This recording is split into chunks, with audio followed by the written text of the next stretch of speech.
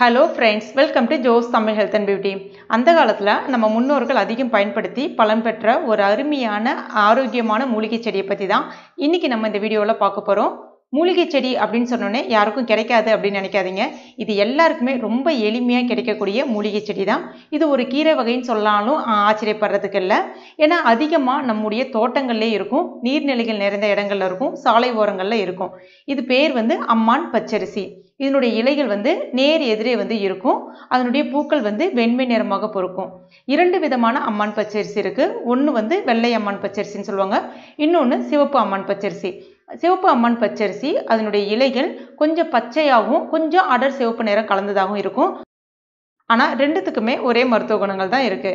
சரி, இப்போ இதனுடைய பலன்களை பற்றி நம்ம இப்போ பார்க்கலாம். இதனுடைய அந்த காம்புகளை உடைச்சிங்க அப்படின்னா அதிலிருந்து ஒரு விதமான பால் வெளிப்பட ஆரம்பிக்கும். அதே ஒரு கணுக்கும் இடையே அந்த காம்புகளை உடைக்கும் போது இன்னும் அதிகமாக அந்த பால் வெளிப்பட ஆரம்பிக்கும். பொதுவாகவே ரத்தம் சுத்தமின்மையாக இருந்தாலும் சரி, உடலில் ஏதாவது ஒரு வைரஸ் கிருமிகள் இருந்தாலும் சரி, அது தோல் நோயை நம்ம உடம்புல வெளிப்பட ஆரம்பிக்கும். உதாரணத்துக்கு பால் மருன்னு சொல்லுவாங்க, இல்லைனா பால் உண்ணின்னு சொல்லுவாங்க, இல்லைனா தேமல், படத்தாமரை, அந்த மாதிரியான பிரச்சனைகள் நம்ம உடம்புல தெரிய ஆரம்பிக்கும். அந்த மாதிரியான இடங்கள்ல இந்த பாலை நீங்கள் தடவும் போது பார்த்தீங்கன்னா அந்த மருக்கள், முக்கியமாக அந்த மருக்கள் மேலே தடவும் போது 2 நாள் 3 நாளில் அந்த மருக்கள் முற்றிலுமே உதிர்ந்து போயிடும். முக்கியமாக தழும்புகள் இல்லாமல் உதிர்ந்து போயிடும். ரொம்ப நாள்பட்ட மருவாக இருந்துச்சுன்னா ஒரு 7 நாளைக்கு தொடர்ந்து தடவினா அந்த மரு அடையாளமே தெரியாமல் உதிர்ந்து போயிடும். சில பேருக்கு உதடு வெடிப்பு அதிகமாக இருக்கும், வாய் புண்ணு ஜாஸ்தியாக இருக்கும். அந்த உதடு வெடிப்பு அதிகமாக இருக்கக்கூடிய இடங்கள்ல இந்த பாலை தடவும் போது அந்த உதடு வெடிப்பு சரியாகும். பருக்கள் மேலே தடவும் போது அந்த பருக்கள் கொட்டிடும்.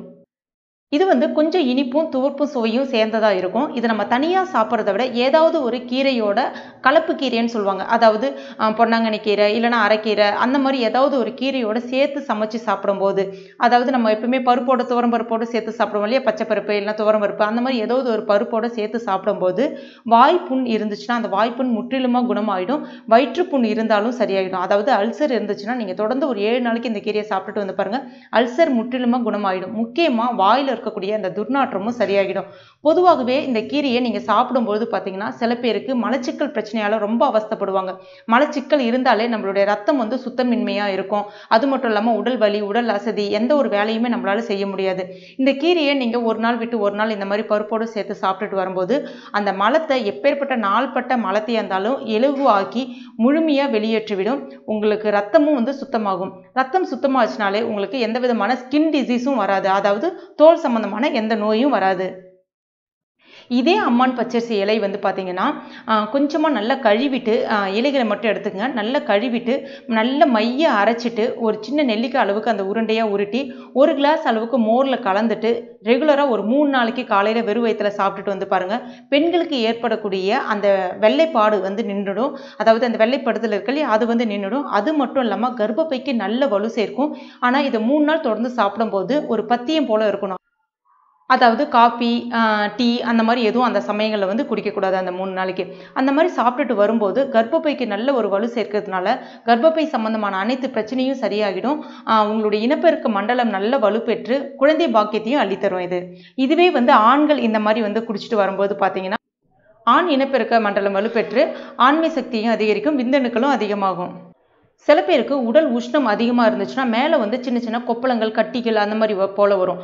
அந்த மாதிரி இடத்துல இந்த இலைகளை நல்ல மைய அரைச்சி ஒரு 10 போல போடும்போது பார்த்தீங்கன்னா அந்த கட்டிகள் வடிய ஆரம்பிச்சிடும், வீக்கம் இருந்தாலும் குறைய ஆரம்பிச்சிடும்.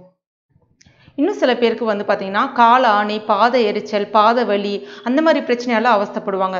இந்த இலையோட கொஞ்சமாக மஞ்சள் பொடி சேர்த்து நல்ல மைய அரைச்சி அந்த கால் ஆணி இருக்கக்கூடிய இடத்துல, அந்த பாத எரிச்சல் இருக்கக்கூடிய இடத்துல தடவிட்டு நல்ல ஒரு 10 நிமிஷம் இல்லைன்னா 20 நிமிஷம் அப்படியே விட்டுட்டு அதுக்கப்புறம் தண்ணி கொண்டு வாஷ் பண்ணிடுங்க. அந்த மாதிரி பண்ணிட்டு வரும்போது பார்த்தீங்கன்னா உங்களுக்கு கால் ஆணி முற்றிலுமே சரியாயிடும். அந்த பாத எரிச்சல், பாத வலி இது எல்லாமே சரியாகிடும். சில பேருக்கு வயிறு சுத்தம் இல்லாமல் மலச்சிக்கல் காரணமாக அதிகப்படியான தலைவலி இருக்கும். இந்த கீரையை நீங்கள் சாப்பிடும்போது அந்த தலைவலியை குறைக்கும், உடல் உஷ்ணத்தை குறைக்கும், மனநிலையை சரி செய்யும். அவ்வளோ ஒரு அற்புதமான கீரை இது. எல்லாருக்குமே கிடைக்கக்கூடிய கீரை இது. நீங்கள் சாலை ஓரங்களில் கொஞ்சம் சற்று உற்று கவனித்தாலே போதும், அவ்வளோ எளிமையாக இது உங்களுக்கு கிடைக்கக்கூடிய கீரை தான் இது. இந்த வீடியோ உங்களுக்கு பிடிச்சிருக்கும் நம்புறேன். பிடிச்சிருந்தனா லைக் பண்ணுங்கள், உங்கள் நண்பர்கள் மற்றும் ஃபேமிலி மெம்பர்ஸ் கூடயும் மறக்காமல் ஷேர் பண்ணுங்கள். மேலும் இது போன்ற பயனுள்ள குறிப்புகளுக்கு நம்ம சேனலை இது வரைக்கும் நீங்கள் சப்ஸ்கிரைப் பண்ணாத நண்பர்கள் அதனால் உடனே சப்ஸ்கிரைப் பண்ணிங்க. கூடவே மறக்காம அந்த பெல் நோட்டிஃபிகேஷன் சிம்லையும் ப்ரெஸ் பண்ணுங்க. தேங்க்யூ.